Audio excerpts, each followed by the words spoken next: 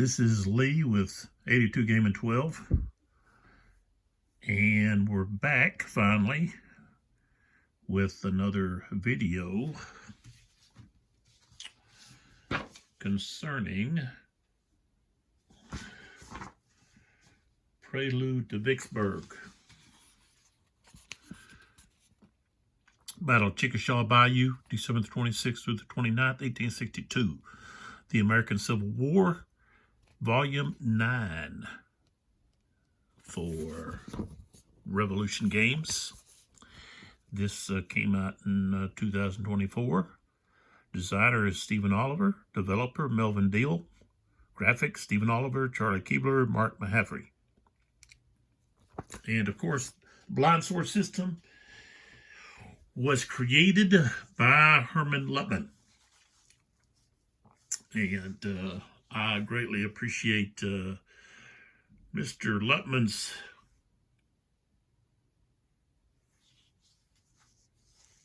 dedication to the gaming industry community and creating this fine American Civil War series.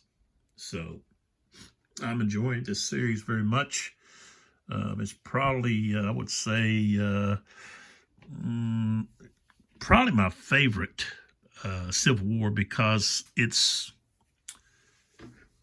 plays so smoothly. You get historical results.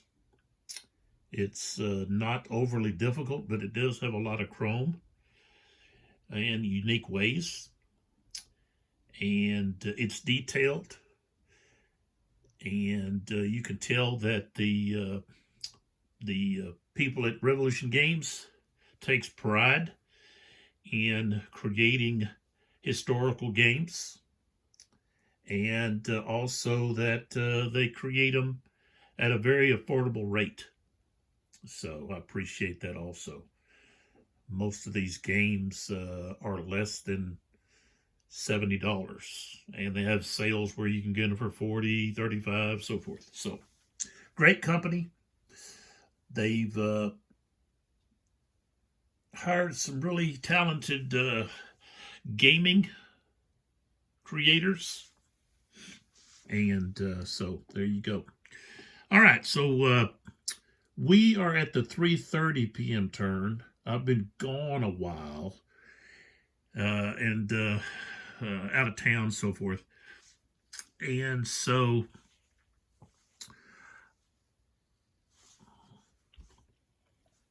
let's see, I got to take that fog of war off of that unit. So I've got to flip all this over. Should have done this before. I got a lot of stuff to fix here. But I wanted to get over here to the two books. I picked up a couple of books while I was gone at Half Price Bookstore that had some information about this battle and this campaign, the Vicksburg campaign.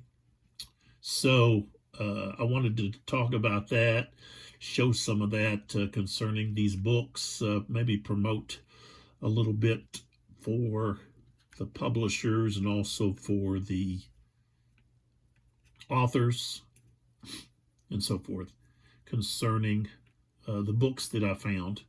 Of course, I've been providing information out of Donald L. Miller's book, Vicksburg. And if you've been watching the Masters of the Air, the World War II series concerning bomber pilots in 1943 and 44, and I guess in 45. I think I finished that series, a wonderful series. I did actually finish that series. If you haven't watched that, I suggest that you do. It'll really pique your interest in wanting to find a really good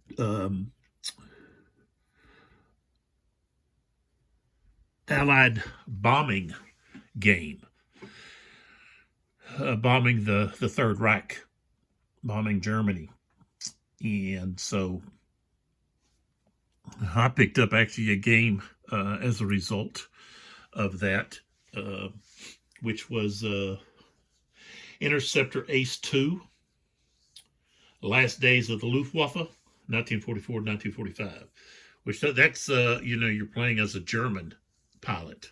But I'm going to find a game, hopefully a solo game, which Interceptor Ace is, in a solo game concerning the bombing, where you take on a crew of a bomber.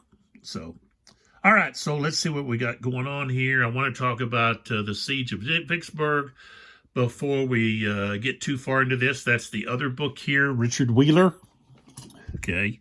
And this was published by Harper Perinial, which is a division of HarperCollins Publishers. And it's got some really interesting drawings and so forth in here. But I wanted to get the year here of, let's see, I guess I missed it. Yeah, it's back here. Okay. So it says, let's see, copyright 1978. So, and the first Harper Perennial edition, 1991, and which I think that's what this is, 1991. So just to give you an overall look at the situation here and where we're at here, we're talking about Vicksburg right here where my index finger is. Okay, right along the Mississippi River. And you might be able to see here, there's the Yazoo River, okay? And then we show the Big Black River there, which is not part of this. But if you look here along the Yazoo River, you can see where the bluffs were, okay, running along the Yazoo River. And that's where this battle takes place, just a little bit north, what is it, northeast, okay, of Vicksburg. So, and if we were to look here, that's what we got here, right down here. We've got the road that goes to Vicksburg, and let me move over here a little bit. There we go, just like that. So I wanted to just read a little bit out of this book because, see, we've got this chit firing low, okay, that I've pulled out a couple of times, which you can play to affect the fire of a Union counter, a Union unit against one of your hexes. And where that comes from is there was a newspaper reporter out covering this battle. And so he wrote about the battle.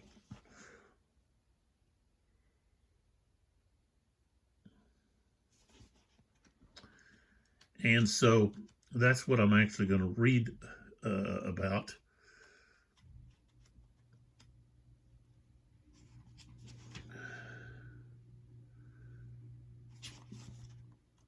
Out of this book.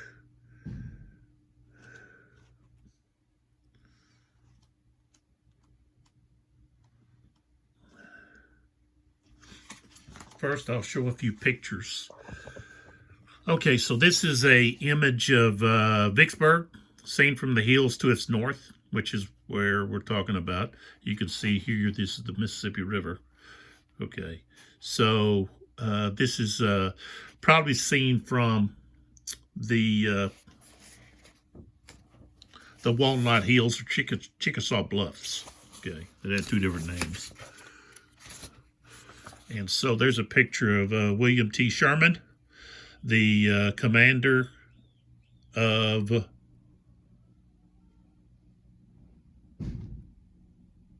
the Union forces at the Battle of Chickasaw Bayou.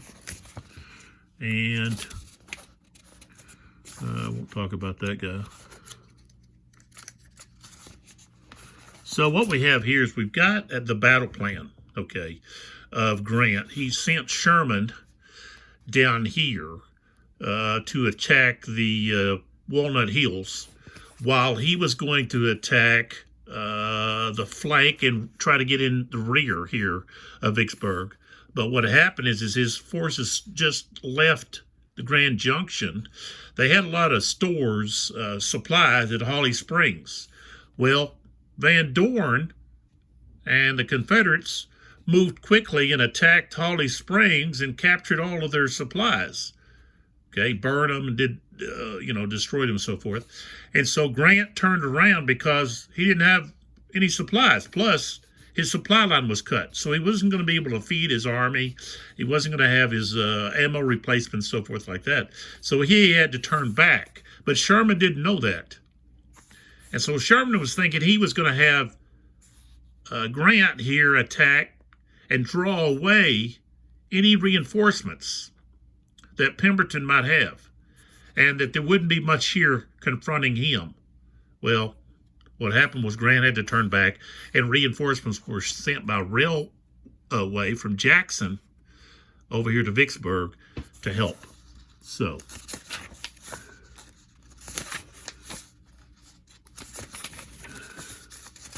all right, so here's a picture of showing Union guns along the Yazoo expedition. And then here we have to really get kind of close, but there's the Walnut Hills. Okay, there's the Mississippi River, Vicksburg, and then here's where the Confederate forces had their there's the levee, and of course you got the road. That's the road, not the levee. And then you had the levee along here where the Chickasaw Bayou was at, and rifle pits and so forth. So that just shows that. What I want to get to is this about the firing low. Okay, so let's take a look here. The 6th Missouri Infantry at heavy loss crossed the bayou, and this was a Union force, but could not ascend the steep bank. That's the levee. Okay, right over their heads was a rebel battery, whose fire was in a measure kept down by sharpshooters posted behind logs, stumps, and trees on our side of the bayou. The men of the 6th Missouri actually scooped out with their hands caves in the bank, which sheltered them against the fire of the enemy right over their heads. Okay, and this is where the newspaper man adds this that I've highlighted.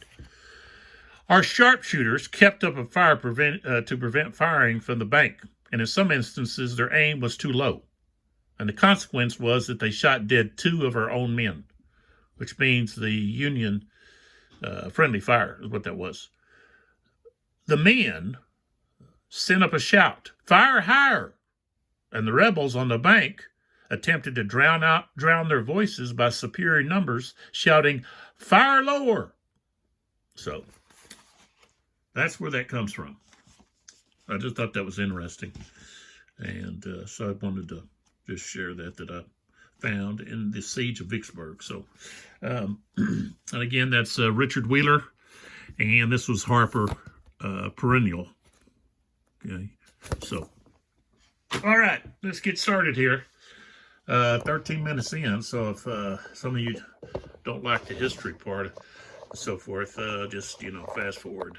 And I should have maybe said something about that earlier, but oh well. All right, so let's fill the cup here. I'm using this black cup. So we've got to fill it with Sherman and M.L. Smith and Morgan, A.J. Smith, and Steele. They all go in there. And then we have Pemberton, M. Smith, S.D. Lee. All right. And so now we've got all the leaders in there. And the next thing we have to do is we've got to add these Fog of War, Fortunes of War, okay, which I've just done. And then we got to take these, there it is, Union or Confederate chits. And normally you would pick 2 and then randomly draw 2. Now, because I'm playing solo, I just like to mix them up and throw 4 in there and then just go on. I'm not. I myself would be picking the rally every time, just because I know I'm going to have to rally troops. Try to make some recoveries. So.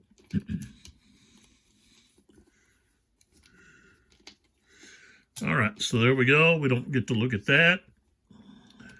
It's 3:30, and so we go right into the artillery phase. And so we take a look at the artillery units here. We've got Foster, and also in this book, okay, in The Siege of Vicksburg by Richard Wheeler, there's a anecdote there about an episode that involved Foster's artillery battery. They saw a Caisson along the bluffs here moving to resupply some artillery batteries, and he was asked, I'm trying to think who it was that asked me. I think it was maybe Morgan. Had to be either Morgan or probably M.L. Smith. Hey, can you hit that Caisson? Okay. Well, it was being drawn by some horses, and there was a lot of Confederate troops riding on that Caisson wagon. So it would, let's see if I have, where are those at? This is what we're talking about, okay? So that was the supplies for the artillery, okay? Powder, shot, so forth, all right? And so you had troops riding on that, I guess coming as reinforcements, okay? And Foster was able to direct his batteries to hit that Caisson, which exploded, okay? And you had men, horses, whatever, being thrown up in the air, and it just was basically a total destruction of all the men that were riding on that supply wagon, that ammo wagon. And that happened sometime during this on the 29th. So surprised there's not something in the book. Maybe there is, or a little episode of that exploding. I don't know how many men were riding on that, but it killed them all. And one of the individual soldiers, that was a Confederate that had been involved in, he was an officer, had been involved in quite a few different battles up to that point and never received a scratch. And he was like, I think 21, and it might have been his birthday, but of course he got killed as well. So. All right, so we've got Foster here. Take a look.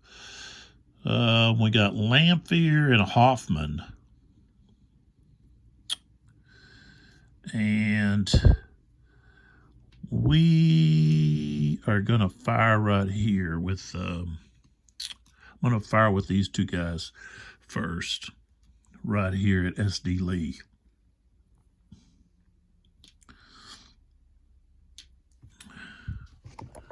Okay, so we've got a 12. Range is 1, 2, it's 3. He's not firing over anything or anything like that. Yeah, he's on in Palma. So 12. It's going to be effective range. It's not canister. So we start at 12, 13. Target is in a trench. We go down to 8, 9. Where's the levy at? Defender behind the levy. We go down to 6-7.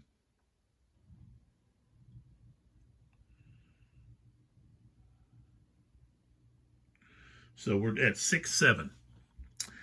And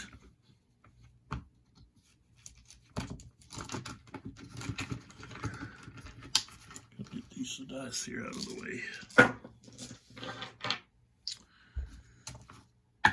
And SD Lee, 3rd Mississippians, have a, let's see,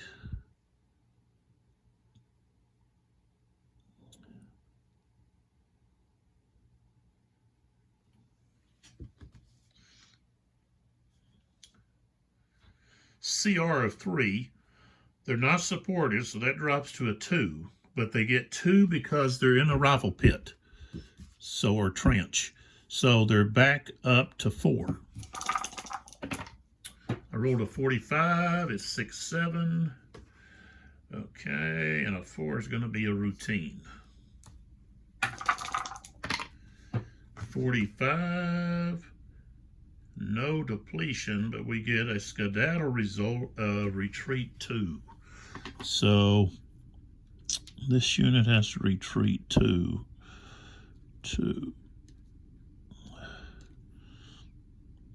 Yeah, he could go. He wouldn't go there. He's going to have to go here. He'd go either here or here. And let's say he goes there. He goes through the smaller unit to there.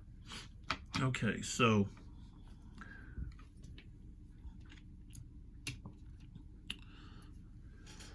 oh, excuse me. Okay, so now we go to the Confederates.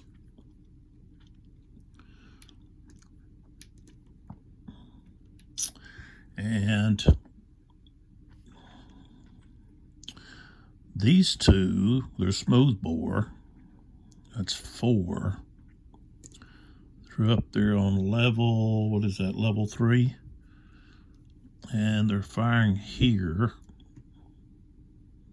at the 69th Indiana. So we got Bowman and Weems. They're both smoothbore. 1, 2, 3, 4, 5. 5 is still effective. And that guy has, Sheldon is not supported. So he's going to have a 1. 69th is not supported. They don't get support from that artillery. So they're at a 1. Pretty good opportunity here. So we got 4, 62. And I said he's a 1, so that's going to be tough. Oh, a 12. That's just going to cause a retreat of 1. So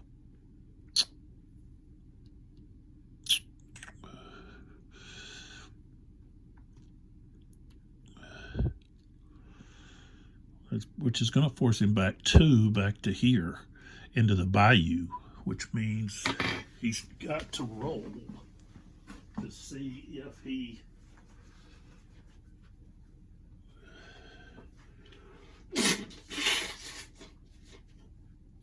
passes a cohesion test.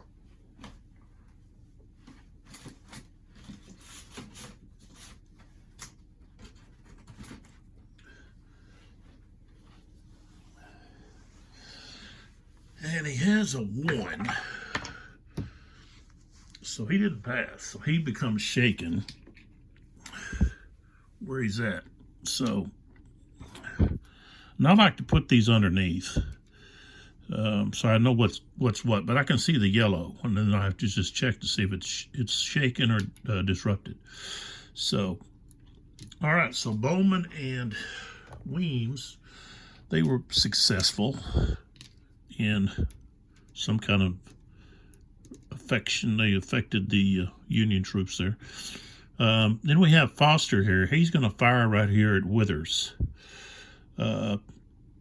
And there's actually 2 units here. He's shaken. He's the stronger unit, so he's actually going to be the target. So we've got 6 against Withers, a range of 1, 2, 3. And we're going to have Withers, he's going to be supported. And so he's going to have a CR of 5. We start with a 6. We've got 2 for the trench, down to 4, 1 for the levee. So that's a 3. Rolled a 51. And he's got a 5, so that's no effect. Might have tried to find a different target, but really there wasn't one for him. But there we go. All right, so let's move along here. And we don't have any artillery over this way, so we move this way. And what do we got? I know we've got one here, Tarleton, but I think he's going to try and rebuild.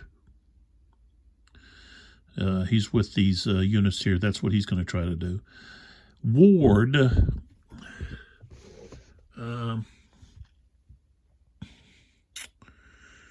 let's see here. Ward is going to move.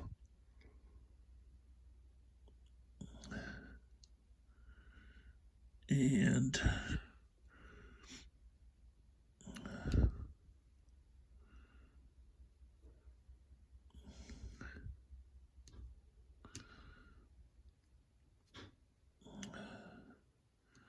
he is going to move over here.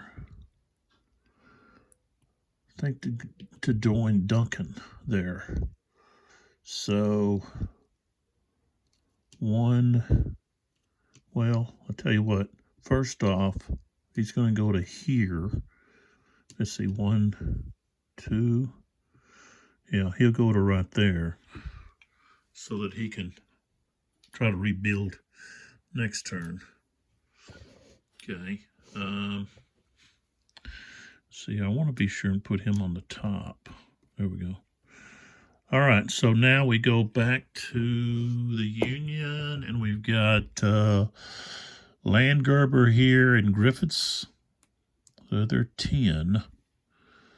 And they could fire here. That would be a 5, or they can fire here. They could fire here. He's not. Tell you what, that's where they're going to fire, right here. That way they're not firing through this. So that's going to be 1, 2. There's this Thomas unit right there. So 1, 2, 3, 4, 5. And they're both, let's see, 1 smooth bore. Yeah. So that's effective. And there's not any subtractions. Movements to the left or right, so that's 10. 43, 10, and he's got a CR of 4, so that's going to be routine. And we got a 56. Depletion and morale hit, retreat 2. He's already depleted. So he's got to roll. 2 he passed. So he has to get a morale hit and retreat 2.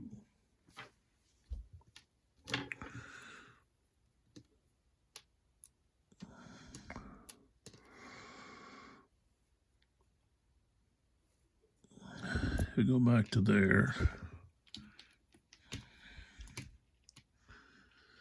Next, we've got Duncan here.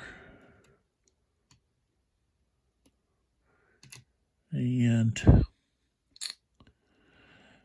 he is going to fire right here at Barnett and Blunt. Try to silence them a little.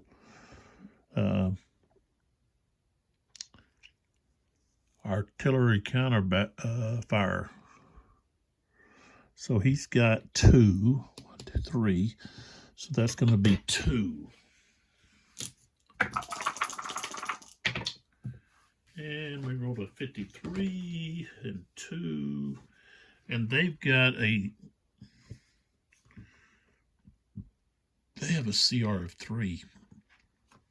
So that wasn't effective.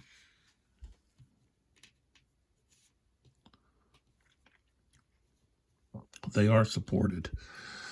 So Duncan should have fired here at Burbridge, 67, Indiana. Maybe. So, all right. So now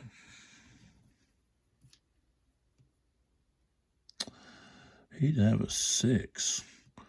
They want to hit this guy here. Oops. So we've got Barrett and Blunt. That's going to be 12 against Greg here. 1, 2, 3. And Greg is not supported. He doesn't have a unit from his own brigade there with him. So he would drop to 2, but he gets 2 for being in the trench. So that's back up to 4. Okay, so we've got 12. The trench is going to move us down to 8, 9. The levee is going to move us to 6, 7. 41, and I said that his CR is a 4, so that's going to be routine. Oh, 56, depleted, which he's not depleted yet. 56, morale hit, retreat 2. So the 1st Tennessee Battalion gets depleted.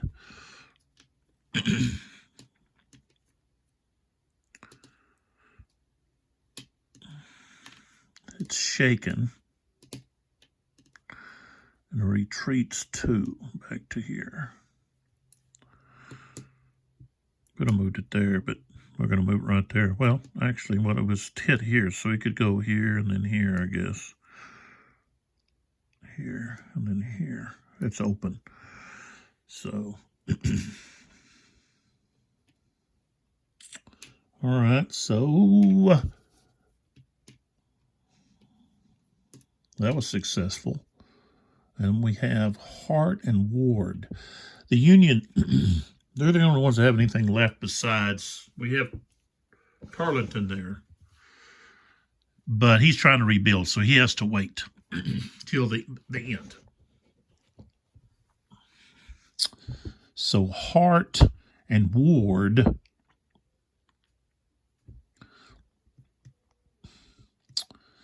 that guy Duncan would be a 6.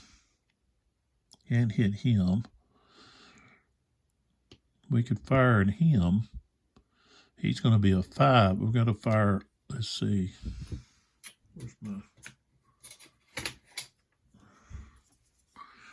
So if I'm firing, well, I guess I'm not actually firing. No, I'm not. I got a straight shot to him. All right, so we're going to fire there. I think we got a better shot there. Firing right here at 42nd Georgia. And I said this is what? An 8. Okay, so they have an 8. He's going to have a CR of 5. He's supported, and he's in that trench. So, and the range is still going to be effective. 1, 2, 3, 4. So, 15. That's not gonna do anything. Okay, so now we can remove these markers.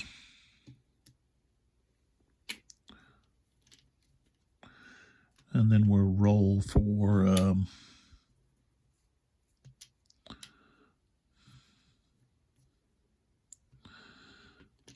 we're going to roll for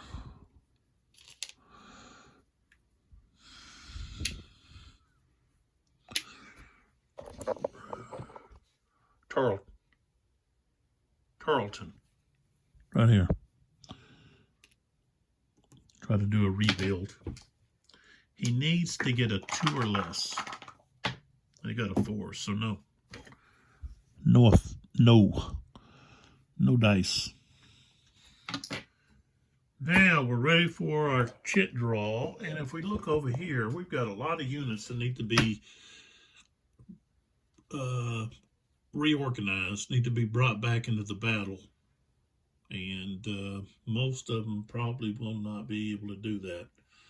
Their CR is just too low. These ones, Blair's got 2 1s and a 3 there.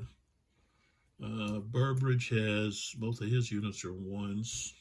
Vaughn here, 1s.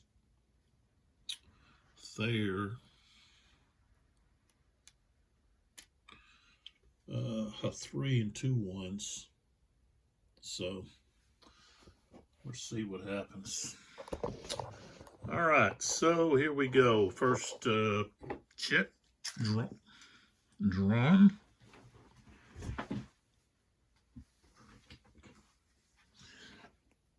Is going to be the one that popped out of the cup.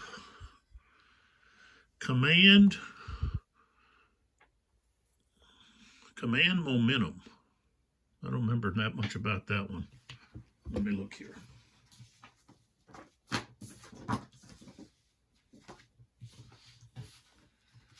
Command Momentum.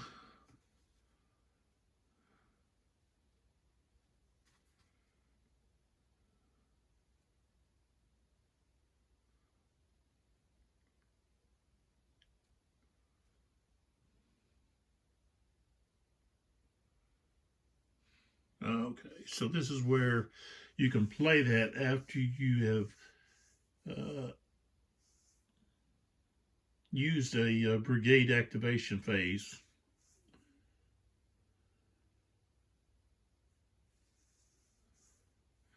And it has to follow a full activation. And you immediately get to play the same division, but not the same brigade.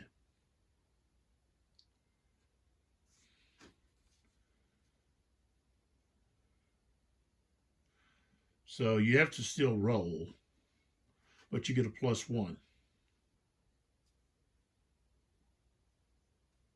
So can't use it right now.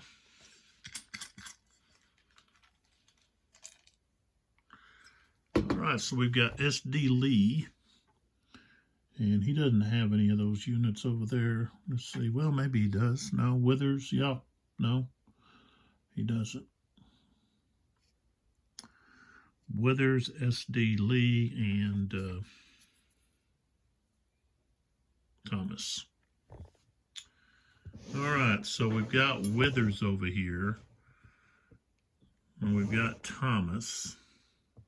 Kind of scattered. So let's see what happens. Can he activate? Yes. And we've got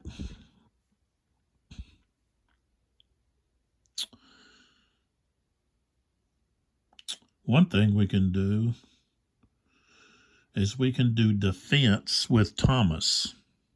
We're going to do a defense order with Thomas. Because we want to remove this. We want to back this guy up for a future rebuild and move this guy up into the trench. So, and we've got this Thomas unit here. We just want to move up to support Duncan. So Thomas here can fire. Well, this guy can fire too. They could both fire right here. No, let's see. Yeah. 1, 2, 3. This one be a 1, 2. He would be a 1. So that would be a 2 total against Sheldon there, who's not supported. So he would actually have a CR of 1. So that's what we're going to do. This one is quartered because it's 3 hexes. This one's half because it's 2. So we have a strength of 2. a 36.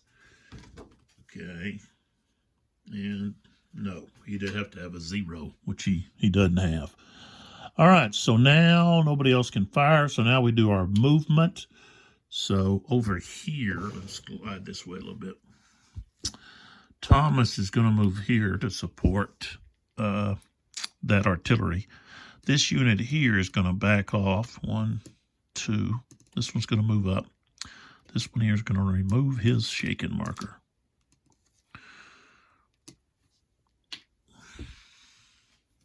SD Legal's back in the cup. And over here, we turn Thomas over. He's completed. He's activated. Steel. Steel has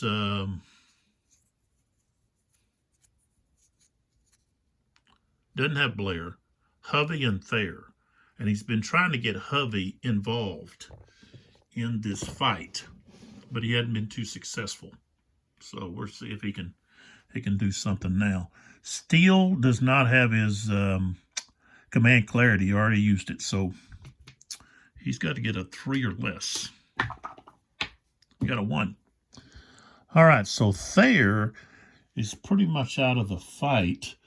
He's got 3 units over there on the broken track, and another, 4 units on the broken track. 3 are available to attempt to rebuild, but only one of them has a chance.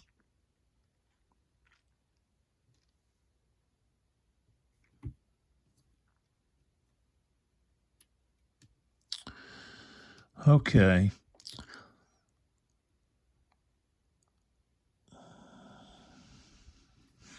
I think we're going to do an attack with Hovey. So we're going to attack with Hovey. None of them have anyone within their range for offensive fire. So what we have is a movement of 4.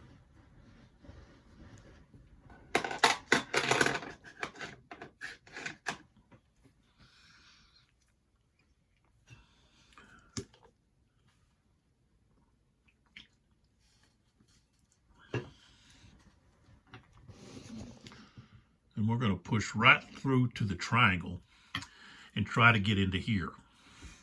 Now, this unit here has a CR of 4 when he's supported. So he's going to go 1, 2, 3 right there. And then he's going to move on. And these guys are going to get opportunity fire. So he's going to move to here. Try to move past, get into that spot there. So we've got opportunity fire. We've got 4 plus this unit here, which has a strength of 2. So that's 6. But opportunity fire is at half. So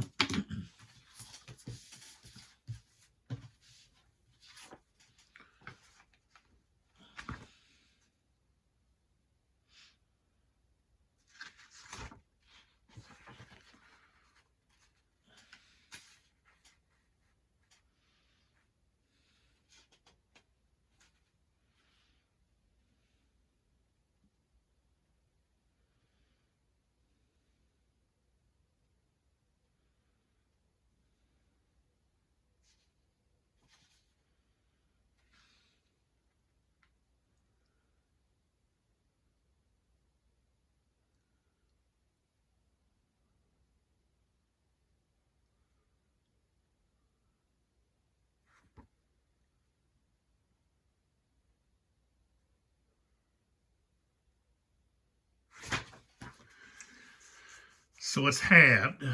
So instead of being 6, it's 3.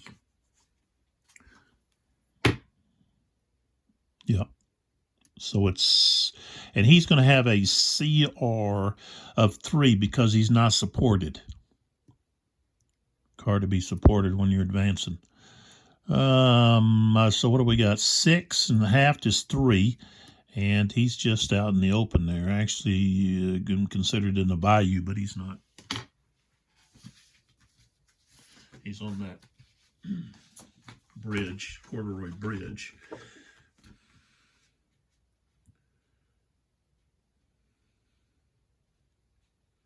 Okay, so we've got 3.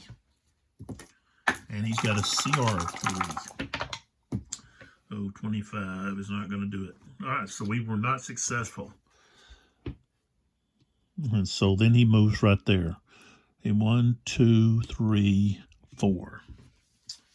I don't think that corduroy bridge did anything. Yeah, it's just 1 to move across it. All right, and then let's see if these guys can get up there to support him.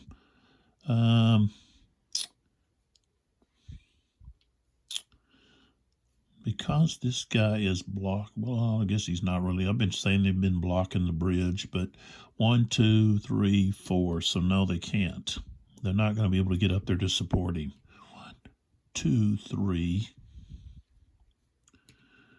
1, 2, 1, 2, 3. 1, 2. Can't get there. Wow, so he's just kind of stuck there. Now, he can attack, and he is going to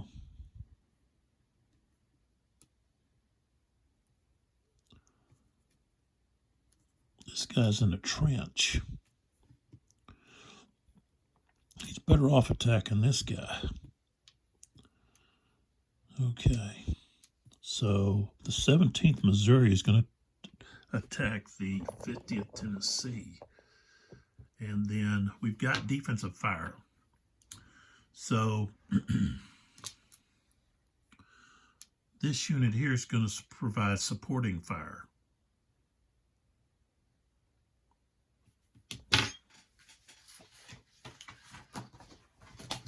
I got to take a look at the supporting fire.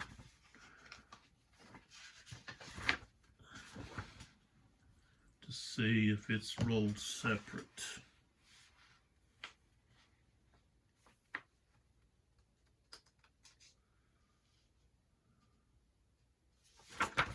Let's see, 11.3.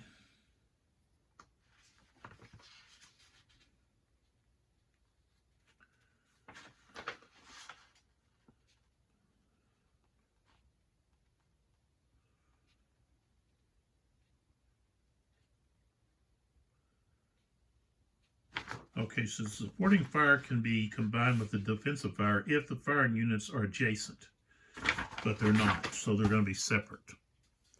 Okay, so we've got 3 against Hovey there, and he is actually in a trench hex, so that's going to move him down from 3 to 1. So the strength is going to be 1. We got a 55 though. And he has a CR of 4 minus 1 for not being supported, 3. Union do not get the benefit of the addition to their CR due to their being in the trench. So that's going to be no effect. So now we go to Withers over here. And again, they were at what, a 3? There's 6, half, just 3, and then they're firing. He's in the trench, so doesn't really say that if you're firing from trench to trench or it's rifle pit to rifle pit, whatever, that there would be no it doesn't apply. It just says if they're in the pit, you move left too. So that's what I've been doing the whole game. 14 is no effect. So now we go to the close combat. And he's not on a slope or anything.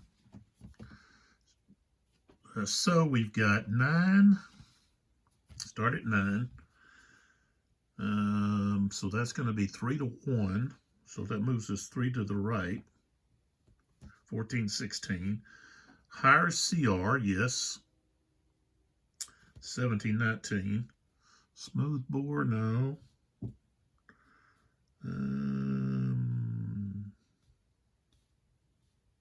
I think that's it. So we're at 17-19. 53. And that's going to put us in the severe.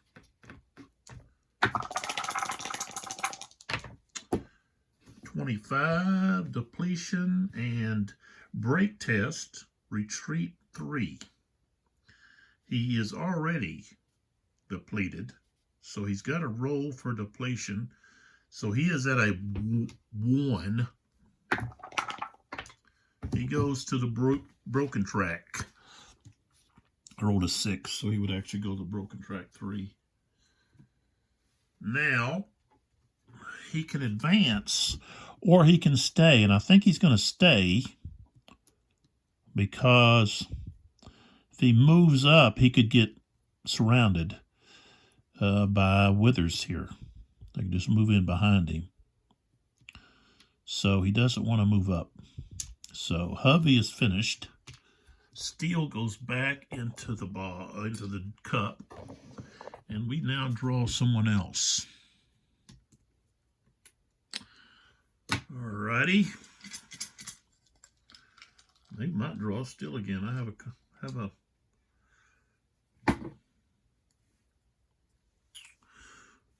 a tendency to do that. Fog of War. I rolled a 2. And that means it's going to be placed, let's see, Fog of War of Confederate Battle Chaos. So we get to place this on someone, and they're just basically stunned, I guess. All they can do is defensive fire somewhere.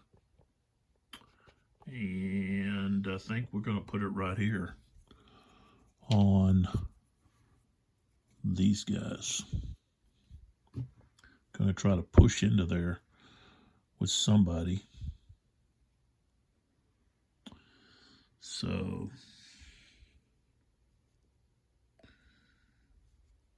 well, let's see. Withers hadn't gone. Let me move this back over here. I want to do something against somebody over here, which is might be pretty strong. We might have to do it. Let's do this. That way they can't do anything on that flank there. All he's got to do is worry about these other units here. All right, so now we draw someone else from the cup, another chit, and it's S.D. Lee.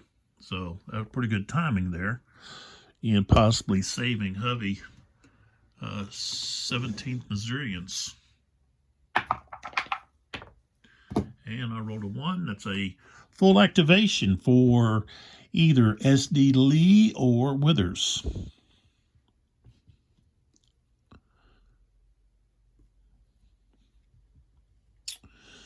And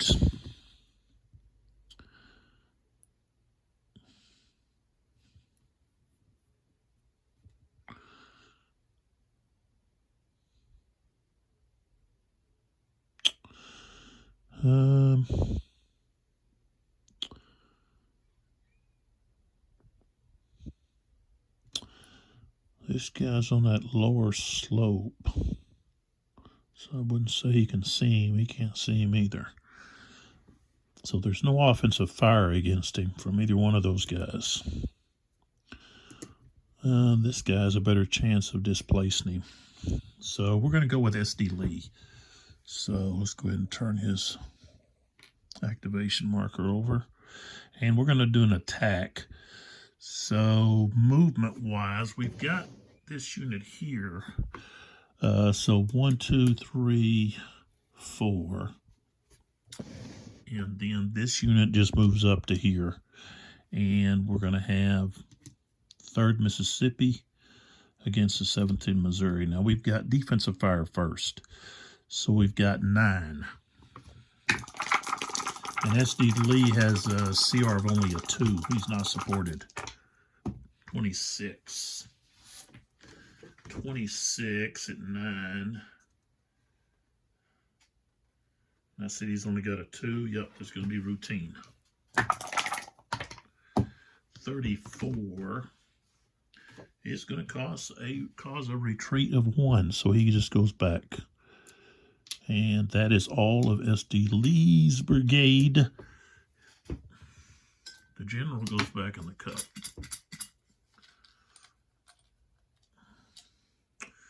And we draw Pemberton. And Pemberton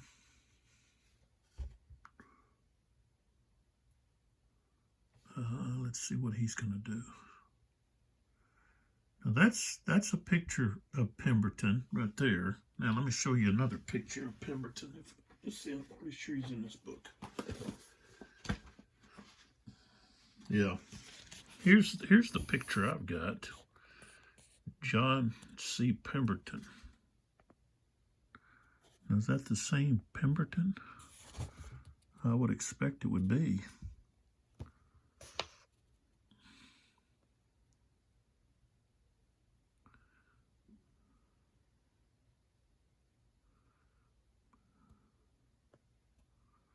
Yeah, so just a different picture. So, can he activate a brigade? He rolled a 3, so yes, he can. And he could activate S.D. Lee again.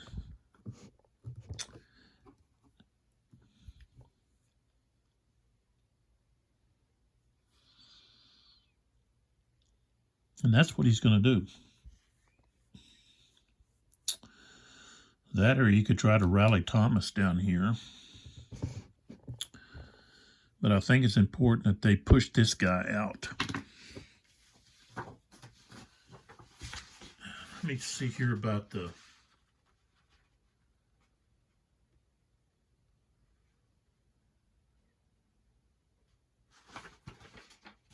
Yeah, we still don't have the other 2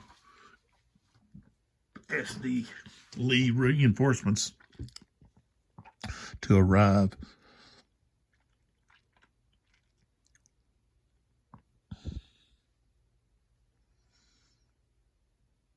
So yeah, I think he's going to do S.D. Lee here, activate him again, and they're going to go in here against this guy here. And so we don't have any offensive fire. So we've got movement of 4, up to 4, 2. And there we go. So now we have support. Both of them are supported. They couldn't have been in the same hex.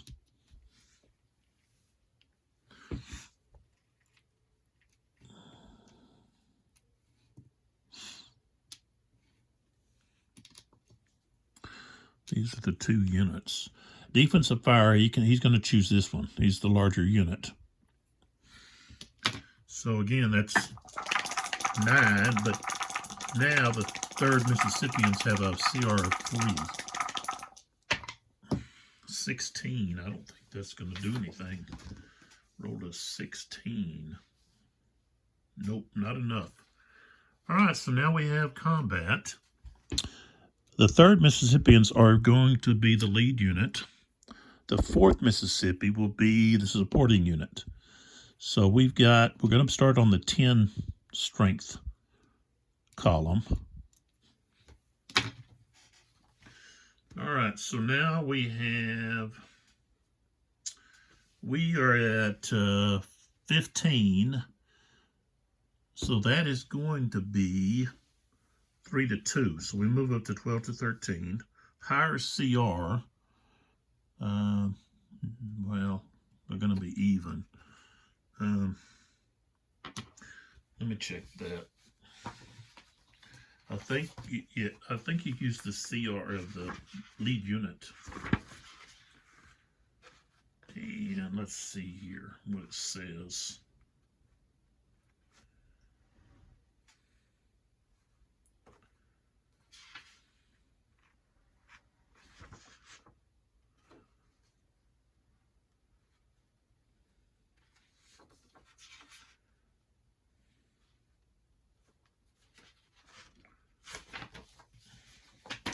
Gotta look in the exclusive rules here.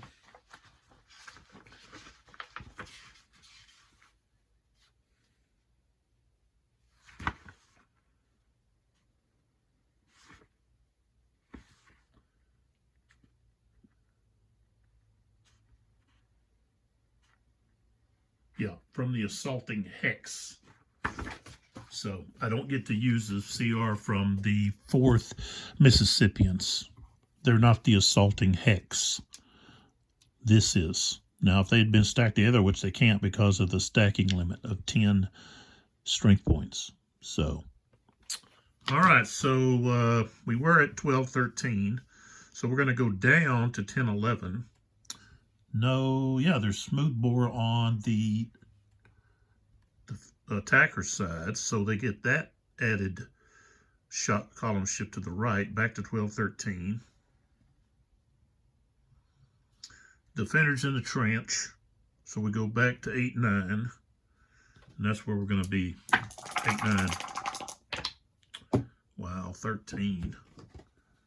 13. That's going to be a close fight. All right, close fight. We got 53. Okay. So right here we got a close fight. We rolled a 53. Both are depleted with a star there, which means if we go over here, star. If attacker outnumbers defender 3-1 or more, then it's just the defender that's depleted. If the defender outnumbers the attacker 1-3 plus, apply just an AD attacker depleted, but that doesn't apply. So they're both depleted.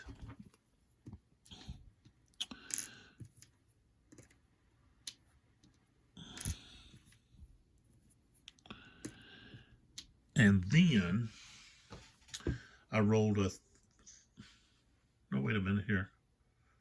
I rolled a, what is this? This is, oh, yeah, 53. Attacker morale hit. So the lead unit has a morale hit. So he is shaken. But they don't move. They stay there where they're at. So Pemberton is done. Turn him over. Draw another chit. We got Steele. Now the only unit he has left is Thayer. And Thayer desperately needs some rebuilding. So let's see if he can activate. Yes. So we're going to go over here to the broken track.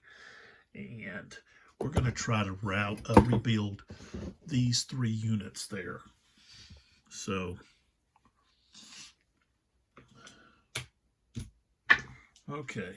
So we're going to roll the 2 ones. Let's see the 2 ones first. The 26th and the 31st ones. Okay. Ooh, both of them come back. I rolled double 1s. So they both come back. And I'll show you where I put them, but I'm going to roll for the other one first. Okay, then we have the 4th ones. I rolled a 5, so they don't get to come back. So Steele is finished.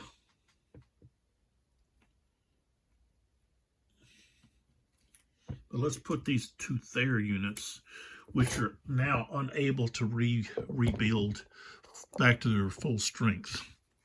So these 2 are going to be placed close to this other unit here. So I'm going to put them right here. Both of them's right there. That's where they go. And then I really should make a mental note of who can rebuild and who cannot. I need to write that down because it's here I've gone quite a bit here and I don't remember who's who, but okay. Next chit. Seeing the elephant.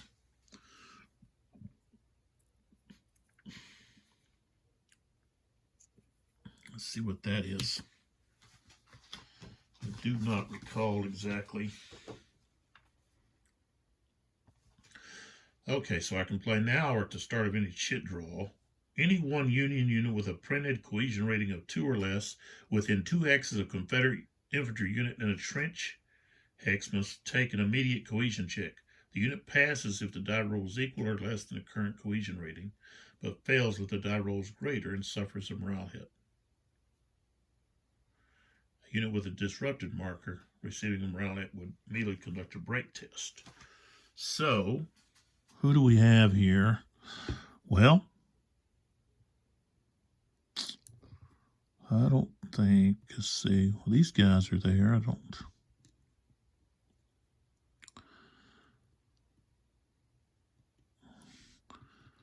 What about this guy? He's within 2. We can see if he, let's check, let's see if he, but wait a minute.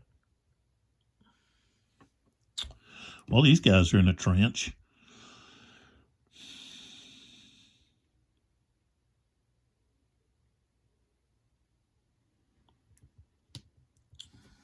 How would we do Sheldon right there? We'll just do him. 120th Ohio. He's got no support, so he's got a 1. He rolled a 1, so he passed. So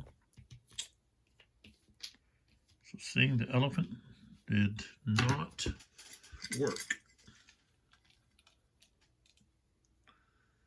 M.L. Smith.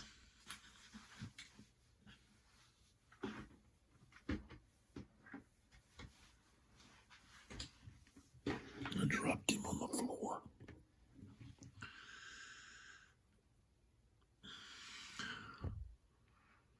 All right, so this is G. Smith, Stewart, and Blair. So he has Blair, and Blair's got 3 guys over there on the broken track. He's got this guy here. So I could try to possibly rebuild. Now, I don't know. Maybe he came from the broken track. I don't think he did. I got to roll first anyways. 4, he does not. So I've got to have, somebody's going to have a limited activation. And I don't want it to be G. Smith or Stewart. I want them to do something over there. So I'm going to do it on Blair. He doesn't have any ability in range, so he's just going to be activated. So, all right.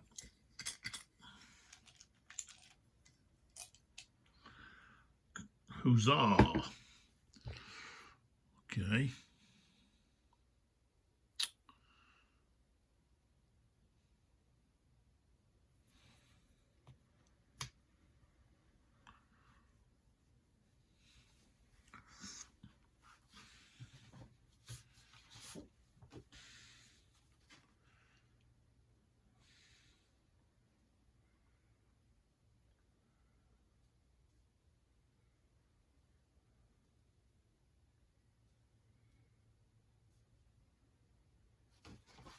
All right, we're going to use that.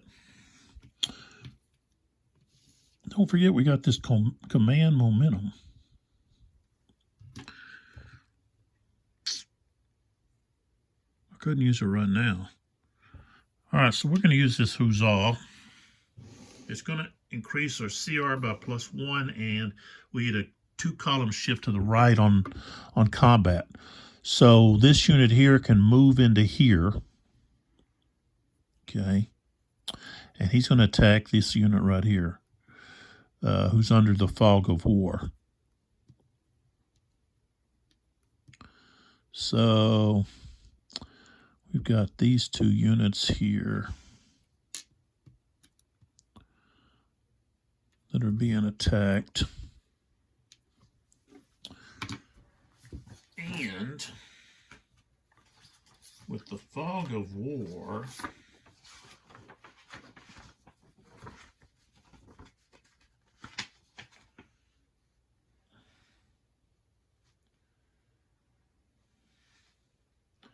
They don't have support, and their defensive fire is halved.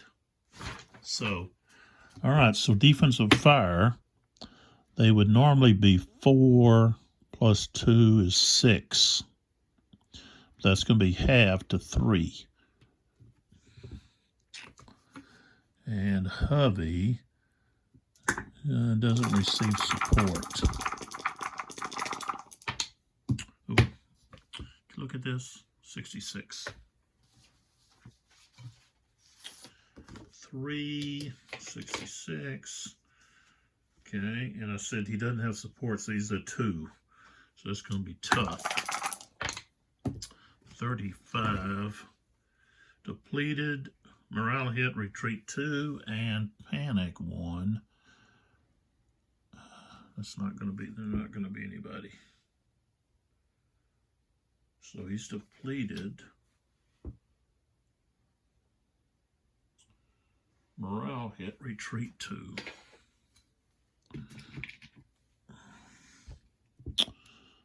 No, let's see. Now his CR is going to be a 3. He gets a +1. So let's go back here. 63. So it's going to be routine. So 3 and 5. He just has to retreat 2. He's not going to be depleted.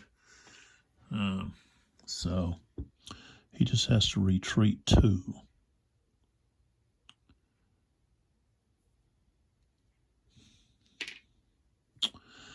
So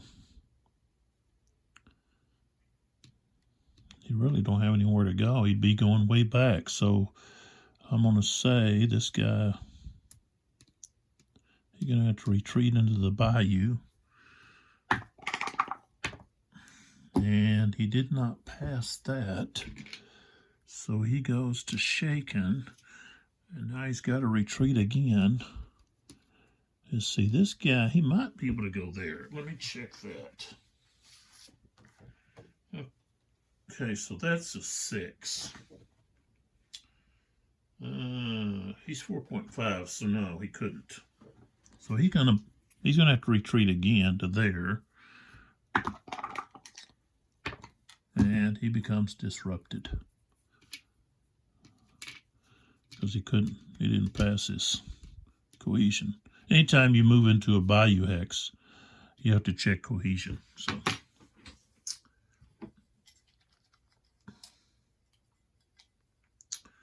uh-oh, we got the Fortunes of War.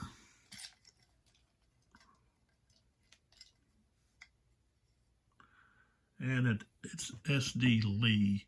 And I don't know, why do I have him still in the cup? Oh, Withers hadn't moved. So, okay, so Withers is now activated. And SD Lee is done. So, we move on. Command confusion. Okay, we can actually cause the Union to have to change their orders. And we got M. Smith. All right, so M. Smith, Barton, Vaughn, and Gregg. He's got 2 Vaughn units over there that need rebuilding. But first, I've got to roll. So his guys are going to be over here, though. So let's roll to see if he can activate. Gets a 5, so no. All right, let's see. Do we have, we got, flip this guy over. Barton, Vaughn, and Gregg.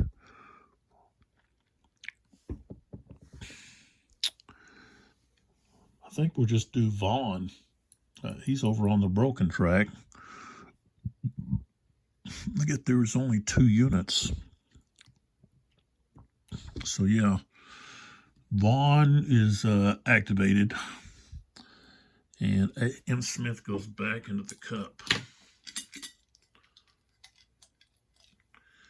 Next, we have A.J. Smith,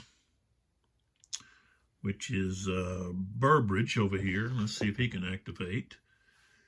And he's already used his command clarity, so rolled a 4. He's got a limited activation. No one's in range.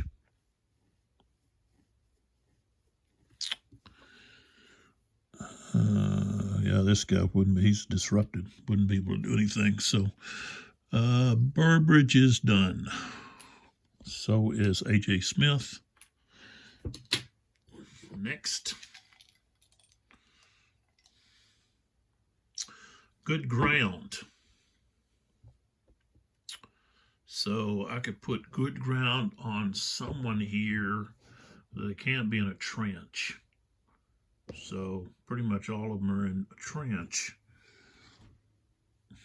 I don't have to really worry about anybody being attacked or anything.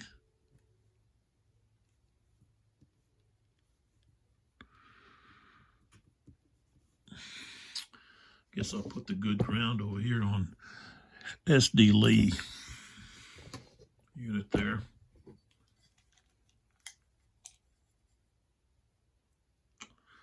Firing low. Okay. Use that later. Now we got Sherman. So Sherman can activate somebody possibly. And yes, got a 1, so he gets to activate.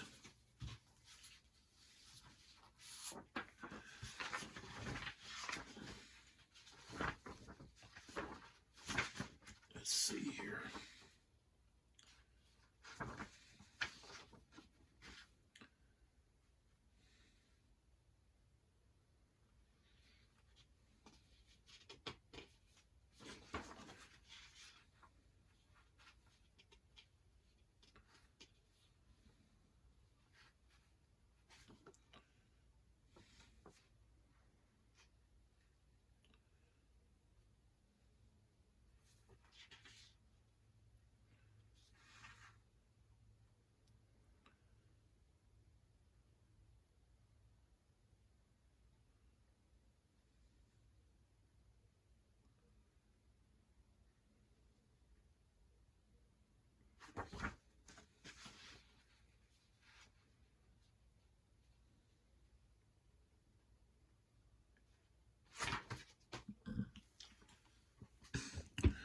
So who do we want to activate?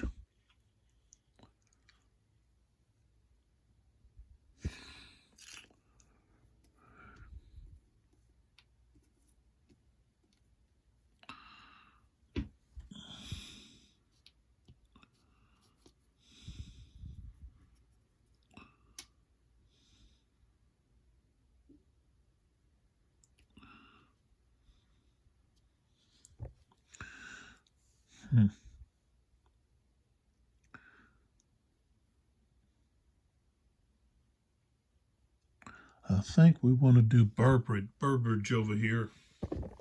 He's going to activate Burbridge. So he's actually got 2 units over here on the broken track. We could do...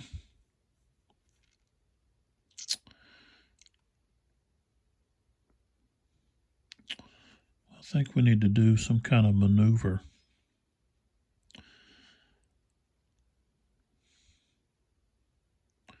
To get units up closer and across the levee and into the trench and so forth. So we could do a defense, but the swamp costs 3, so I wouldn't be able to move those guys. We've got to do a maneuver which gives us 6. So this unit here.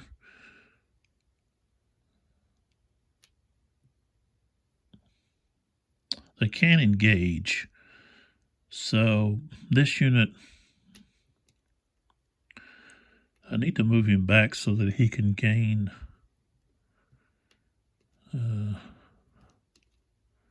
We're just going to move this one first.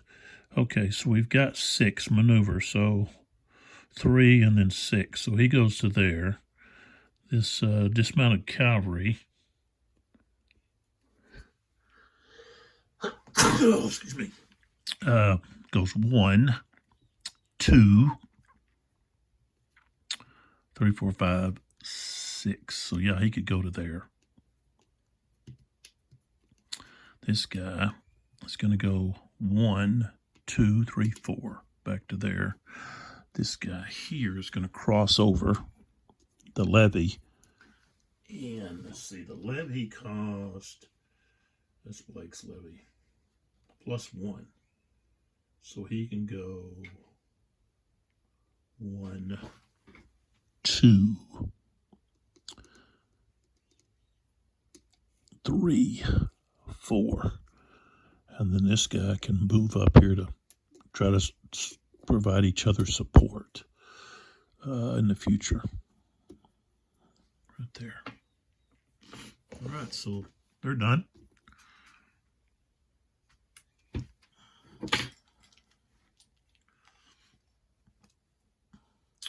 M.L. Smith. See if he can.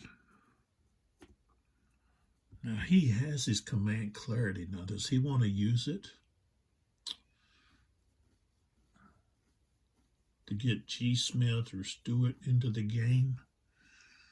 I really want to get these guys into what's going on.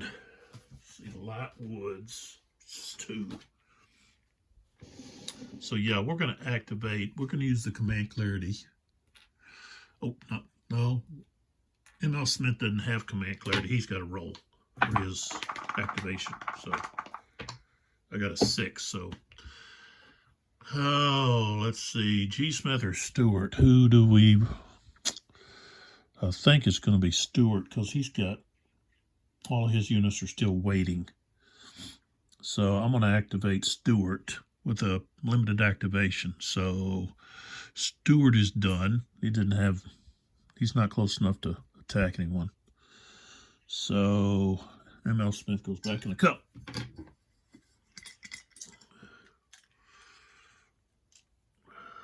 And we draw Morgan. And Morgan has command clarity still. And he's got all of his troops here. Let's see, Lindsay, DeCourcy.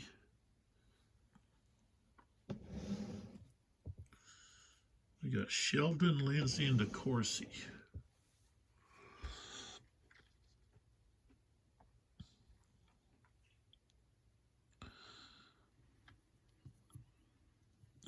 Let's see, we'll just roll for Morgan. Roll a 3, so we get an activation here.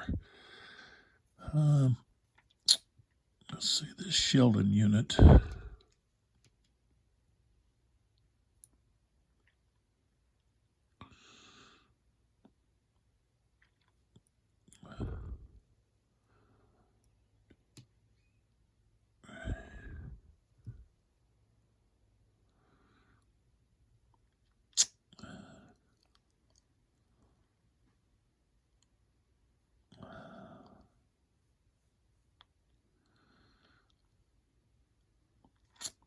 Let's see here, I think I only got 2 Sheldon units here. Where's the rest of the Sheldon?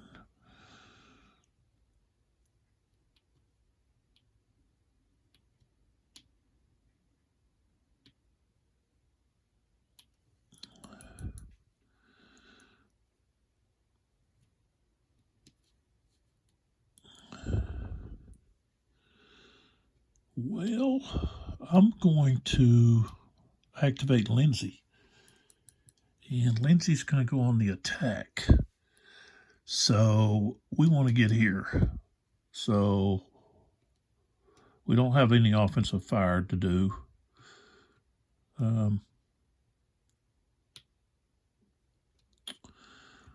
We could, well, we have him within range, but all the modifications we wouldn't, it would be off the charts. So we're going to go 1, 2, 3 right there.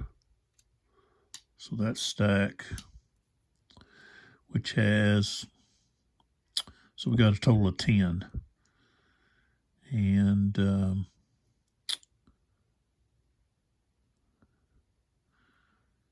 let's see, those guys are stacked together. I think I want to put this guy here on the top. Well, no, it doesn't matter. We're all together. All right, so defensive fire. Fog of war. He's under that chaos, battlefield chaos. So his defensive fire is halved. So he's got a total of 6, but it's halved. So it's going to be at a 3. And these guys, the highest CR is this one. So they've got a 4 CR.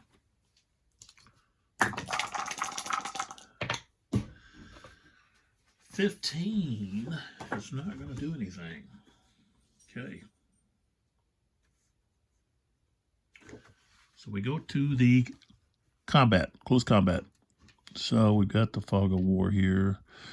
So we've got a total of, what I say, 6 strength. And the CR is going to be it's going to be a 3. Okay, over here we've got a total of 10. Okay, 10 to 6. Okay, that's going to be 3 to 2. So now we go to 12, 13. CR of 4, and you got 3, so we move up again, 14, 16. Smooth bores. No. About the defenders. No.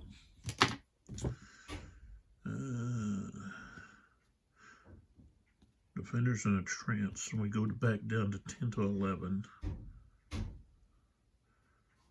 Okay, they're behind a levee, so 8 to 9. That's it, 8 to 9. Should use that command confusion. 54, 8 to 9. And I said they've got a CR of 3, so it's going to be tough. All right, tough. We roll 24. Morale hit, retreat, all 2. Okay.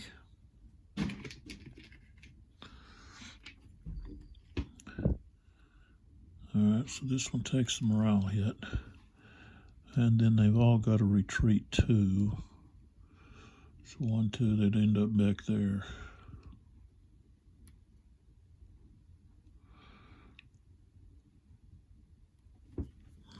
Let's see here. Yeah, that's where they'd go. All right, they haven't been able to penetrate that levee and trench there. So he goes back into the cup. Morgan does. Lindsay's finished.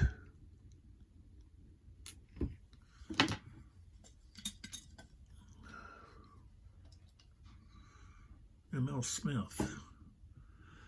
So let's see if he can get.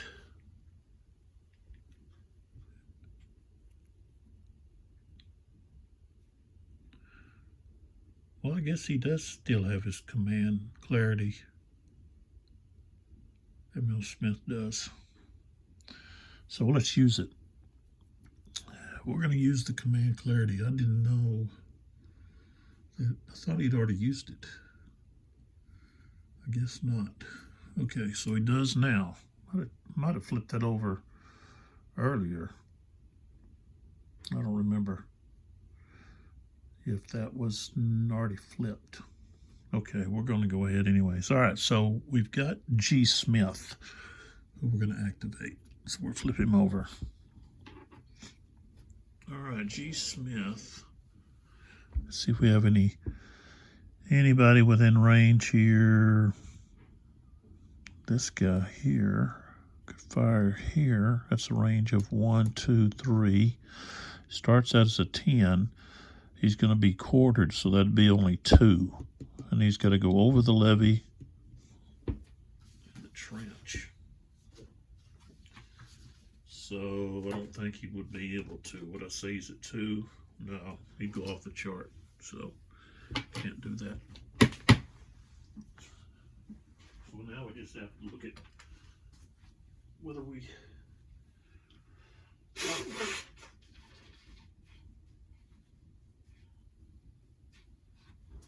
may not even be able to attack. That one disrupted. I think we'd have to do a maneuver. These two guys, they could attack. Yeah, we could do an attack. 2, 3. So let's do that. We've got this guy here is disrupted. So an attack, we get a movement of 4.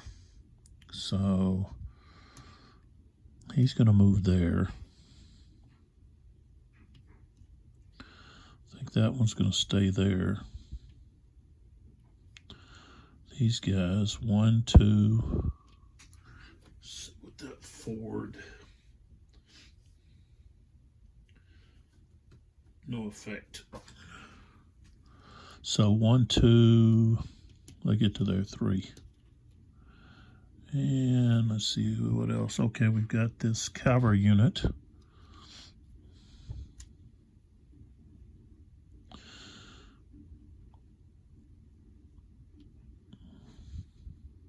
You could go to dismounted.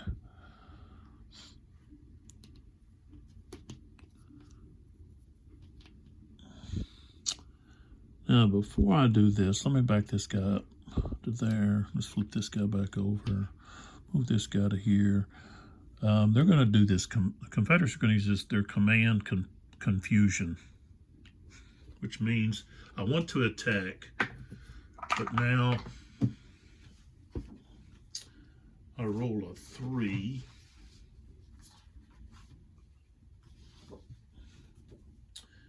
And they have to do a defend order.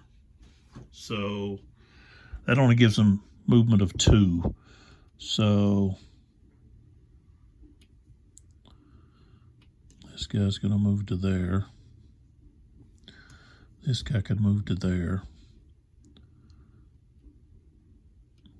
1, 2. He's going to move to there. And then this guy, I think he can. Let's see. I think it cost him.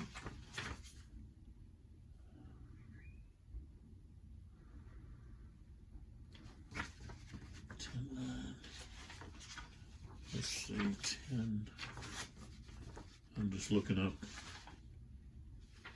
the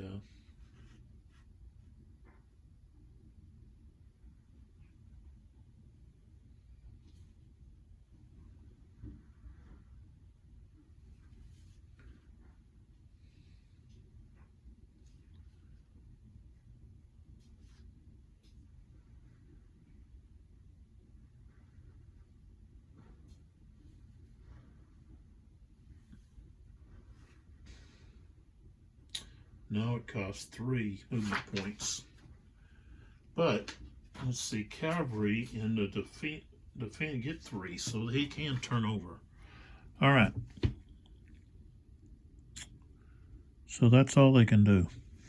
Command confusion, stop that attack. Next, let's see, M.L. Smith is done now.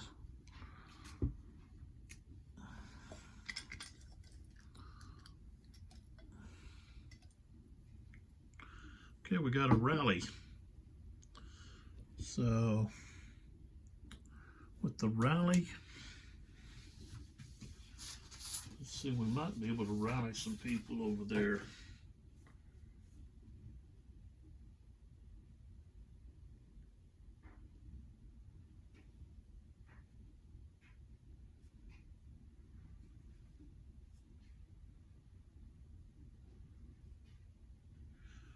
All right, so one thing is I can remove a shaken or disrupted marker, or I can attempt to rebuild a unit with increase of CR by 2. They've got to be at least 2 hexes away from, so I could try to do that over here. I could bring back this Thayer unit. That's probably or Blair. Blair. Yeah. Let's do, I'm going to do Blair, this Blair unit here. Try to bring him back. Roll a 3, so he comes back. And he would just come back with his other buddies here. So we'll just put him in here with the rest of them. There we go. All right, so the rally is done.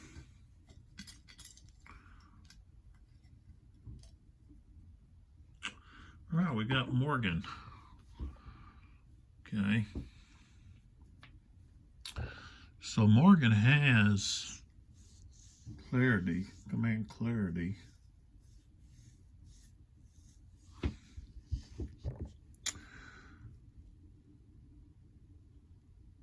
So I think I can do that, and then immediately afterwards, then I can try to activate the same division with my command momentum.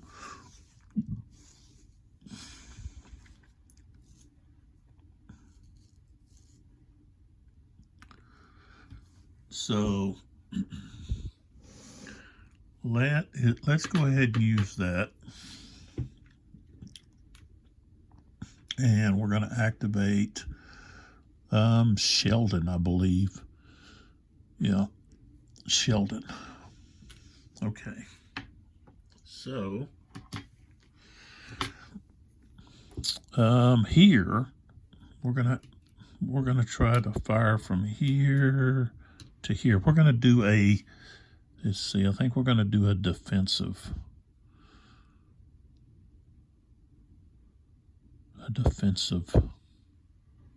order. All right, so we're going to try to fire here, but the Confederates are going to use this, firing low, which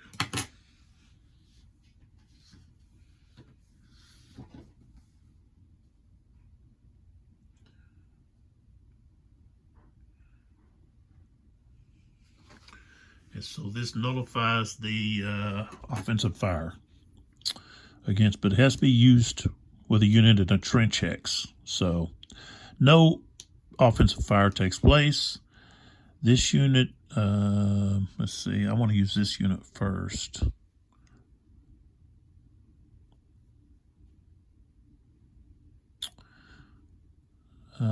Let's move first. We're going to try to enter into this hex. So let's see what happens. 6. I don't think we're going to be able to get in there.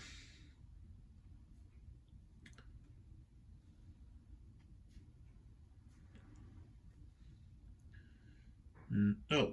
Well, we're defense. We couldn't go in there anyways. We'd have to move somewhere else. So I think I want to move him. I don't think I want. Yeah, we could move there.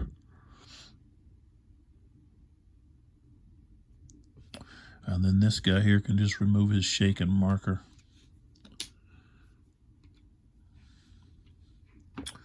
All right, so that's all of Sheldon. But now we're going to try to go right into moving to Corsi with this command momentum. And we still have to roll, but we get a +1 for this second activation attempt. But it has to be a different brigade, so we're going to try De Courcy. Okay, so Morgan has a 4 now, and we roll a 4. So De Courcy is now activated. Morgan's going to be finished. So De Courcy, what does he want to do? I guess he's going to do a... he's going to do a maneuver. So he's going to try to get into here. This guy's going to move up. So they would have a total, they have a total of 6.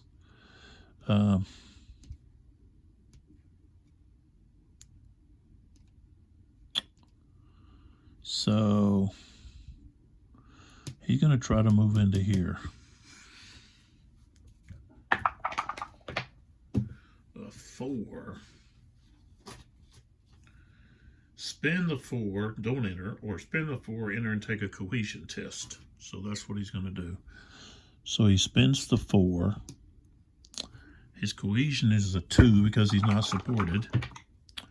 And so he's going to take a cohesion hit. He's shaking. Okay, so that was 4. Levy cost 1, and then he's in the trance. That would be 6. This guy here.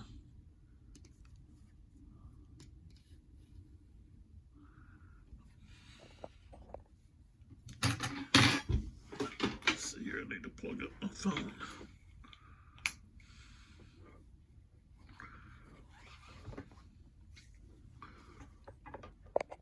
Lose power.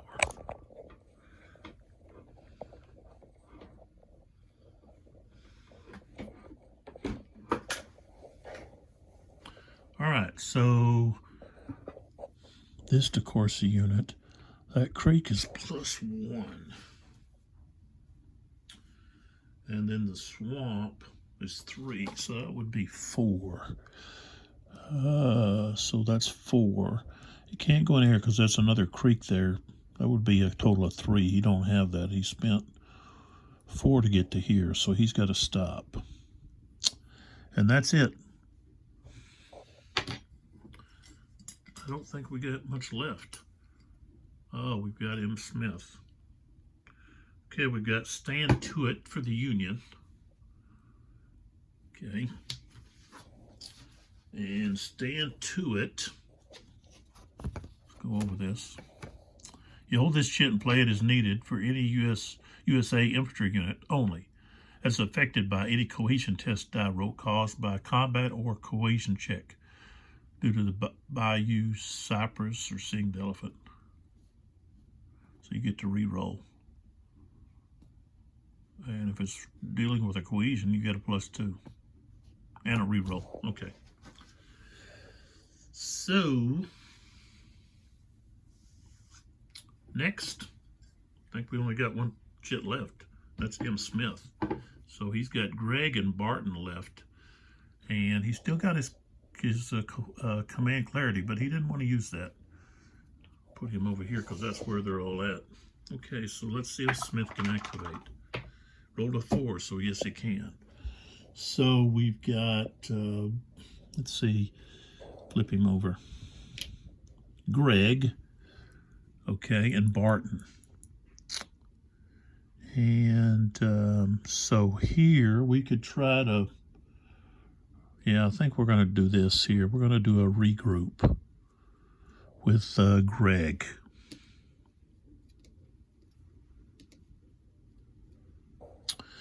So we're going to try to rebuild a unit that's on the broken track, and we're going to remove this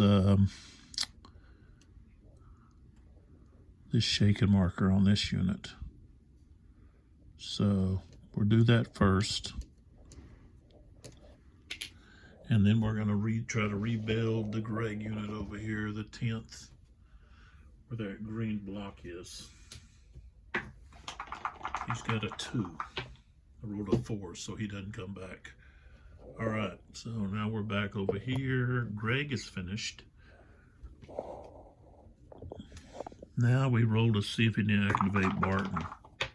Oh, roll a 6. So all he gets is limited activation. This guy can't see anybody. This unit, I think he can see this one, but he can see this guy. So 1, 2 is going to have him, so he's going to be at a 4. Okay, so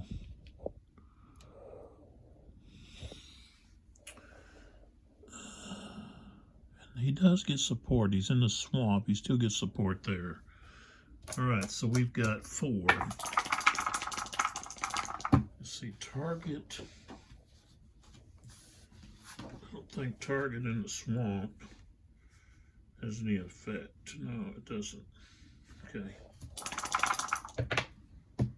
41 and 4, and he's going to have a cohesion of 3. Yeah, he is supported, so no effect. All right, so that ends the 330 turn. So didn't get to use this chit. That's all right.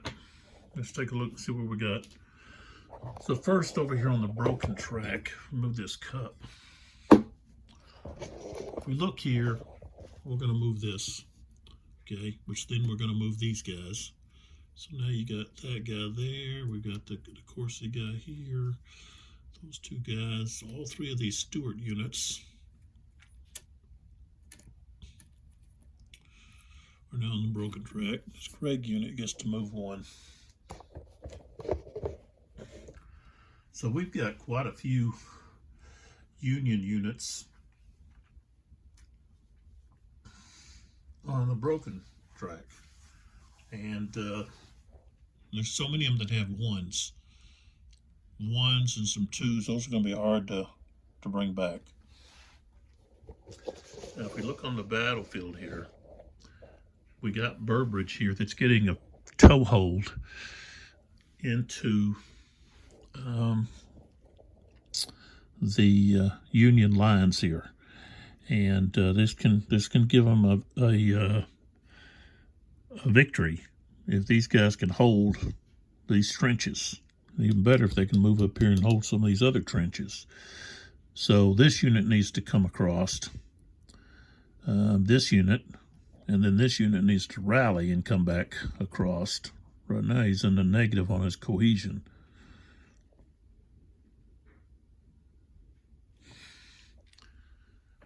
So if they're able to hold those trenches,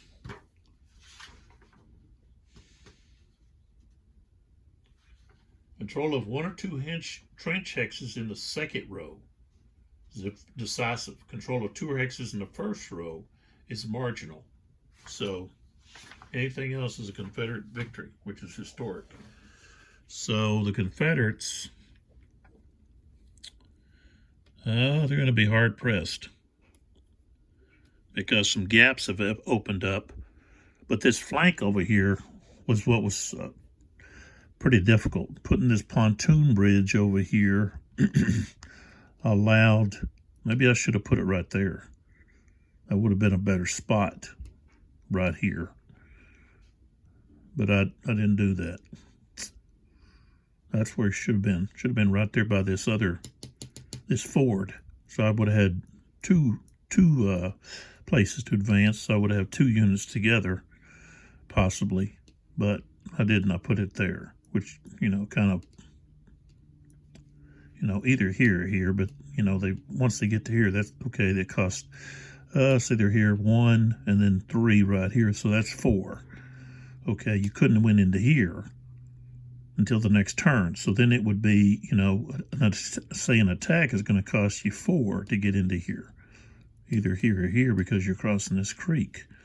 So there that was. But the Confederates didn't have any forces over here to reinforce them to bring in to do anything here. They didn't have anybody coming from Vicksburg. So, attacking this flank over here, I don't know why Sherman didn't do that. Attack the flank. Don't go ahead straight on right into the middle. They did over here. Should have attacked over here where this ford was and put a pontoon over here. But oh well. We've got those 2 Confederate units, and then here in the middle, de Courcy's able to get in there because of a gap that was caused. And then Hovey is right here, and he's got units that can come and support him possibly if they can get into these hexes. Get into here, and then cross over. Cross over right here. Get into that Bayou hex and then get over here. This unit here is just disrupted. He's got to be rallied. So let's take this off. Don't need that on there anymore. Take off the good ground. Didn't need that for anything. Tarlington, let's move this Duncan unit on top. So what's really hurts the Confederates is the loss of those artillery batteries. They lost 4 batteries. So, and you just got a big pile up in here, which is, you know, you got to attack in here to draw these forces, keep them here, but then you attack you try to come across the flank, and this was a mistake on my part over here because I didn't put out the pioneers, which could have been shot and possibly and disrupted or removed, you know, and they would have had to put some more the next turn or whatever. But at least, you know, give the Confederates something else to have to do. You know, instead of shooting at your guys, let them shoot at the pioneers. You know, but that should all have been removed by now with Blair's units over here. That was a failure on my part. So if you're playing this game, you got to really throw out those pioneers. Let them do their work. You know, they're not so hard to hit because they're kind of scattered out, chopping away in the mix of all that adibus, fallen trees, and they've got a cohesion of 5. So if they're supported by an infantry unit, that gives them a solid 5. You know, if they're not, they're still a 4. So, but that was my mistake over here. These should not even be, these fallen trees shouldn't even be here. You know, I cleared most of them out over on this side and in the middle, but I didn't on this Confederate right flank, and I should have. They didn't really have as much, you know, they did have more reinforcements. You had Withers and some artillery pieces here that I moved over to help with the triangle area, but really there's not a lot here. If Blair could have put more pressure on Withers over here, that would have really opened this up, I think. Hindsight. Something to think about. You know, and that's what's so great about these games is you know, you're having to think like the commanders of the time period in how you're going to use your forces to get your objectives completed. And you're fighting against the terrain, of course the enemy, but you're also fighting against the command strength of your leaders, your generals, okay, your brigadier generals, whether or not, or actually it's the divisional generals, and whether or not they can get the correct commands that you need to get the objective done. Or are they contemplating what to do and their men don't do anything except fire some pop shots at the enemy? So, so a lot of really deep thinking going on. And if you don't, then you know your troops are going to just get kind of slaughtered. And I don't think Sherman put enough pregame into the battle. You know, really find out what you're up against here with concerning the terrain. He just looked at a map. You know, he didn't send out, you know, or ask maybe some, could have possibly asked some slaves. They did liberate some slaves on their way, picked some up on their transport boats and everything. So before they got into the battle. They could have asked, "Hey, what's this like over here?" You know, I'm sure they would have been more than happy to explain the terrain that they were up against. It was miserable. You know, talked about how they rained so much they were thinking it was the second Noah's flood. Several inches of standing water that the troops had to spend the night in before the battle on the 29th. So pre-game, sending out to find out what things are like, where the enemy's at, where's their strength, where's their flanks at, so forth. Pretty vital. The other thing is Sherman expected to be, just steamroll. He didn't expect the forces that he was facing to be as strong. So many of them. Well, that was because Grant didn't fulfill his part of the plan. He didn't protect his line of communication or his supplies.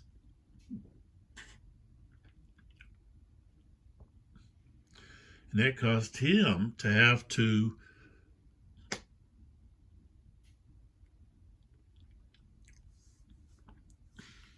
retreat back to reform a line of communication and try to find supplies for his troops. They had to send out scroungers to find supplies to feed his troops because all of his supplies had been destroyed by Van Doren. So that's Grant's fault. And Sherman's, in my opinion. And Sherman tried to put all the blame on Morgan.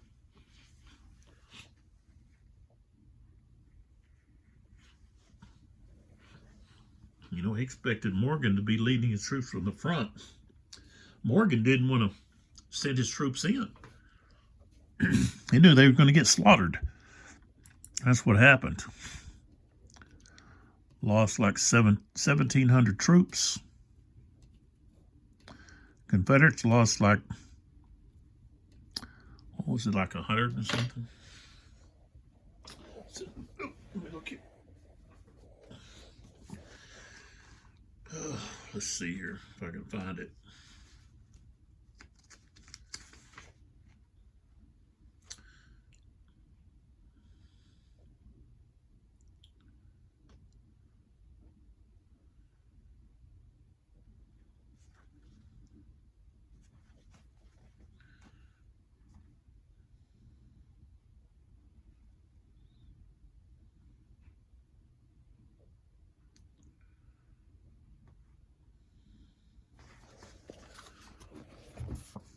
So, says Sherman's attack had failed at all points. The next day, according to Knox of the Herald, the troops rested. The enemy occasionally threw a shell into the lines to keep us awake, and once in a while their sharpshooters would creep up and open a slight skirmish. The lines of the two armies were parallel and scarcely a mile apart. This field was swept by the musketry as well as the artillery of either party, and hence the impossibility of venturing upon it to bury the dead or even bring off the helpless wounded. So, and then we look on back up here if I can. Right here it talks about Sherman and Porter. Porter was the naval commander of the ships that brought the troops in. Extremely loath to abandon their efforts, made plans for a new attack to take place the following morning, but a heavy fog set in, and the venture was thwarted. So Sherman sent out parties with flags of truce to bury the dead, bring away the wounded, and the whole day was consumed in the discharge of this melancholy duty. It was discovered that the enemy had carried off all the slightly wounded as prisoners of war, leaving only those who were unable to walk. All the dead had been robbed of their haversacks, and many of the bodies stripped of their outer clothing.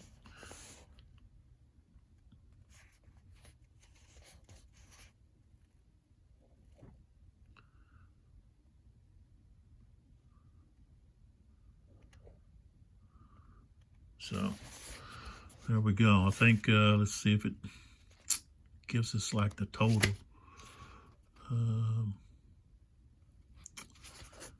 Seems like that's in here somewhere.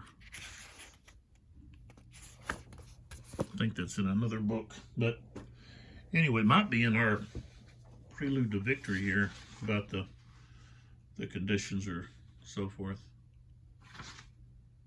They didn't lose the 5,000 men that Sherman told subordinate General Morgan. But Morgan's the one that he blames, wants to court-martial him. And in my opinion, Sherman is at fault, and so is Grant. Grant's the overall commander, and he didn't take care of his line of communication or his supply. So he couldn't threaten the troops that Pemberton had over at Jackson. So those troops were railroaded up to Vicksburg and used for the defense there at Chickasaw Bluffs. And then Sherman's plan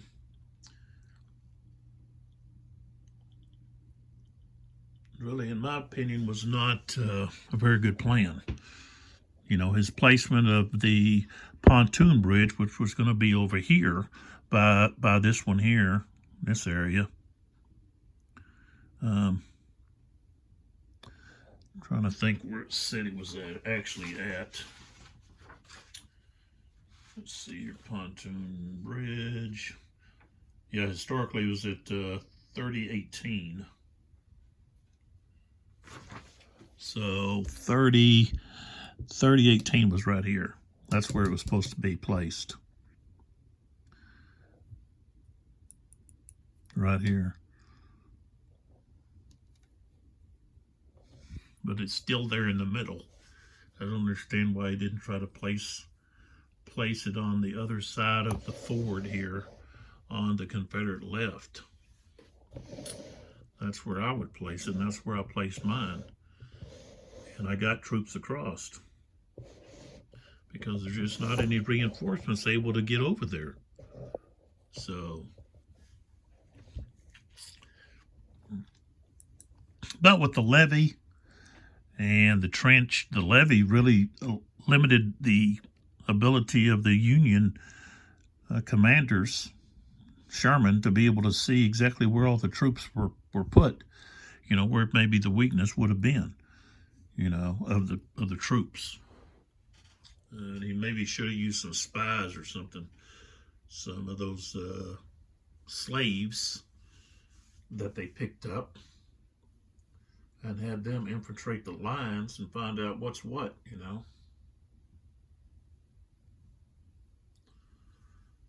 Let them act like they're working, digging the ditches and so forth.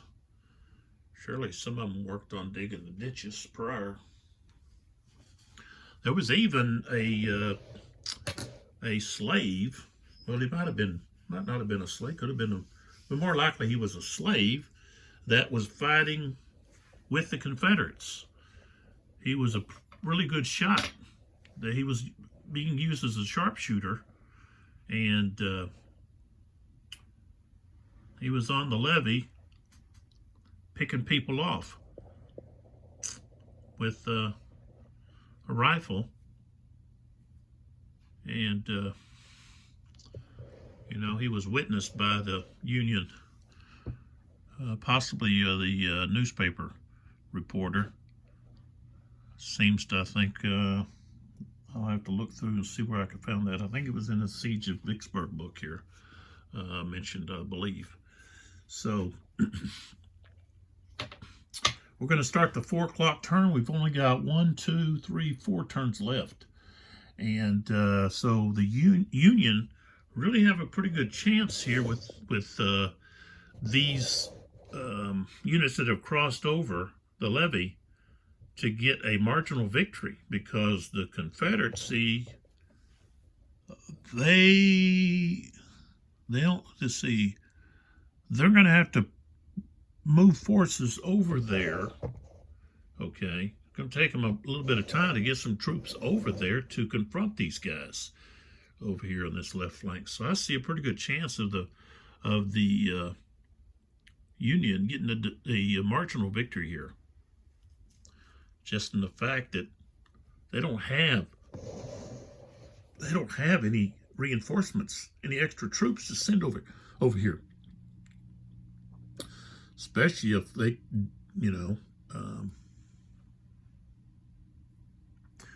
M.L. Smith can get G. Smith and Stewart to do anything over here to tie these guys up.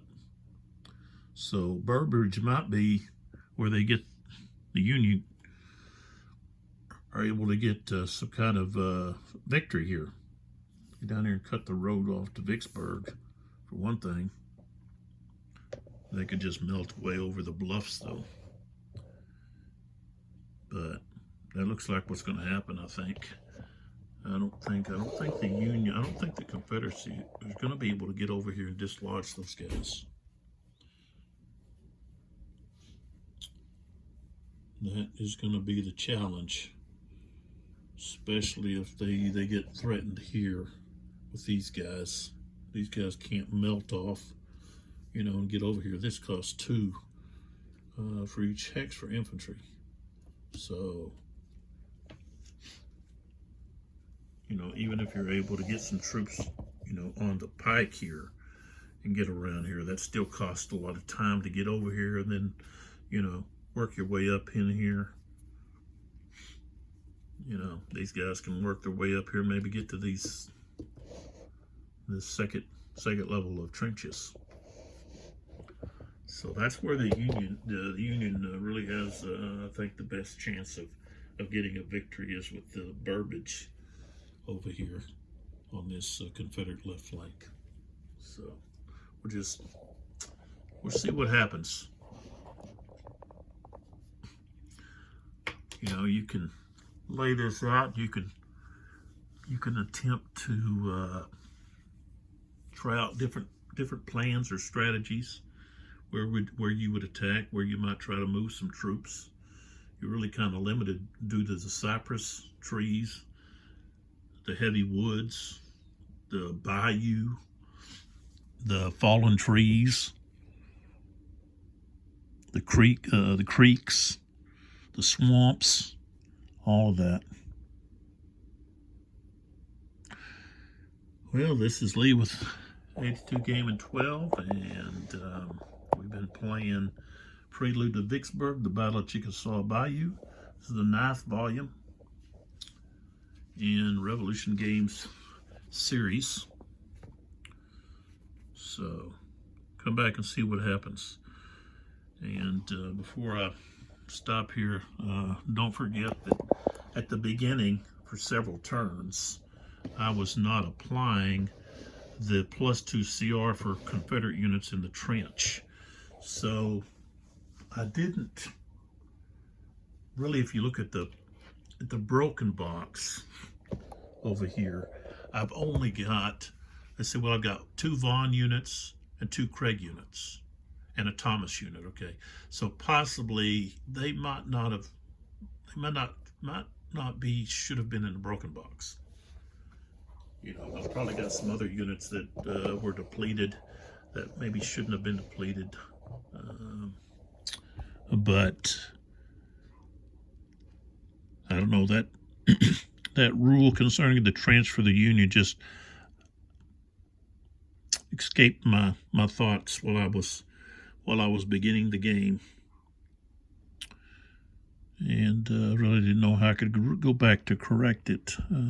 I looked back through the videos, some of the videos, and pick up this and that. I just wasn't going to try to alter things as they were. Just continue to play and be sure and give the Confederates their +2 CR for being in the trench. So, all right, come back and see what happens. It's getting pretty tense here. Not a lot of time left, and we've got the Confederates that are really pushed back against the wall here with not any reserves to try to send over there to their flank. and stop Burbridge from allowing the Union to get some kind of victory here. So, all right, I'll see you in the next video.